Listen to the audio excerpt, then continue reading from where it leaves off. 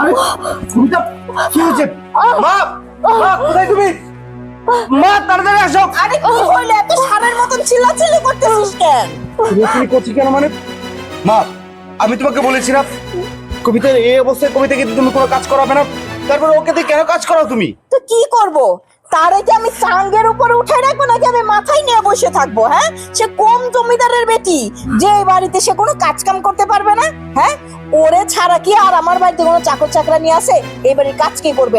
আমি এই বয়সে আমি এই বাড়ির কাজ করব? না, আমি কি তোমাকে বলেছি এই বয়সে তুমি কাজ করো?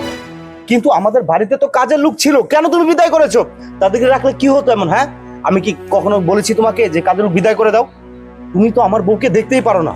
মা, আমি ওকে ভালোবেসে বিয়ে করেছি, আমি জানি আমি অন্যায় করেছি, তোমার অমতে গিয়ে বিয়ে করেছি, কিন্তু এতদিনও তোমার রাগ কমেনি? না, কমে নেই। কারণ বাড়িতে চাকর চাকরানি রাখলে আমাকে এক্সট্রা বেতন দিতে হইতো। তুই নিজেই যেহেতু ভালোবেসে এই বাড়িতে একটা চাকরানি নিয়ে আসছিস, তাহলে ওই সমস্ত চাকরানি দিয়ে আমি কি করব? কারণ ওকেও তো আমার 3 বেলা খাইতে দিতে হইতাছে, কাপড় চোপড় দিতে হইতাছে। এই জন্য আমি চাকর চাকরানি সব বিদায় দিয়ে দিছি, ওই সংসারে সব কাজ করবে।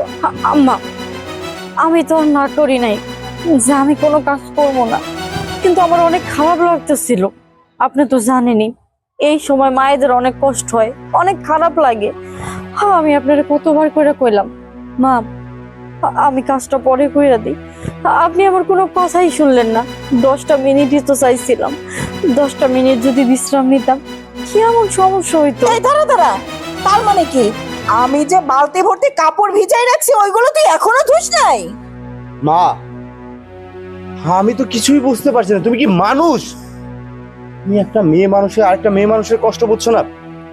এই অবস্থায় তো কোনোভাবেই থাকা যাবে না। বুঝতে পেরেছি মা, তুমি কোনোভাবেই ওকে শান্তিতে থাকতে দিবে না। আরে যে বাড়িতে আমার সন্তান আসতে পারবে না সে বাড়িতে আমি কিভাবে থাকবো? যে বাড়িতে আমার বউ নিরাপদ না, আমার সন্তান নিরাপদ না, সেই বাড়িতে আমি থাকবো না। ঠিক আছে, তোমার যেহেতু এতই সমস্যা আমাদেরকে নিয়ে, আমরা এই বাড়ি ছেড়ে চলে যাচ্ছি। না না, তুমি এসব কি কইতেছো? আমরা যদি এই বাড়ি থেকে চলে যাই, আমার দেখাশোনা কি করব? উনি তো একা হয়ে পড়বো। কোনো দরকার নেই, এইখানে থাইকে যাই। এই দাঁড়া, তোর এত নাকে কান্না না আমার দেখতে ইচ্ছা করতেছে না। তুই কি বললি?